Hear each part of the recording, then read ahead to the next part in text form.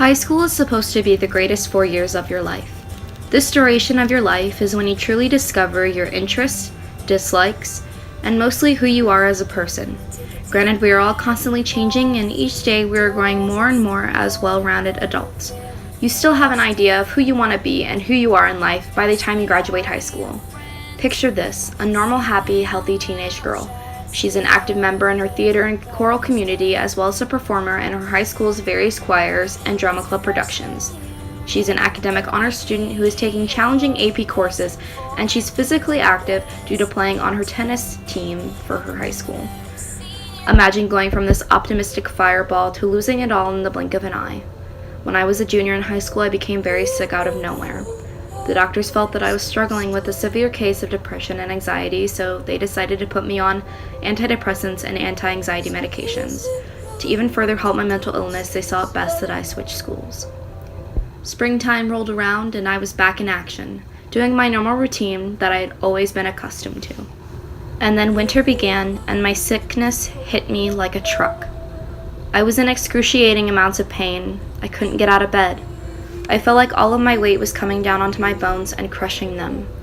I was depressed and I was constantly exhausted. I could never stay awake in class. I was missing almost as much school being there as if I weren't even there at all. I missed more and more school, and the doctors had no idea what was wrong. They treated me for depression alone and then tried treating me for some other things, none of which would be the cause of my pain and exhaustion. Until finally, the doctors ran a blood test that determined that I had a bone disease. I was finally diagnosed with osteomalacia, a rare bone disease that affects only around 1,000 people every year. My body doesn't naturally produce vitamin D, and because of this, the nutrients from my bones were being stripped away in order to accommodate the lack of vitamin D. My body was weak and my bones were brittle.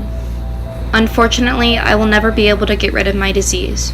There are ways for me to ease the pain, and with proper treatment, I have since then gotten a grip on my symptoms. I managed to turn all of my grades around.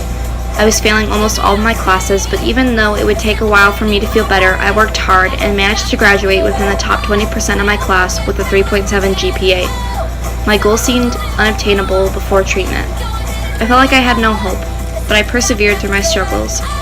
I tried to let go of the pain and focus on what was at stake. My entire future could have been ruined if I hadn't pushed myself. I wouldn't have graduated or been able to better my education at Ohio Northern University.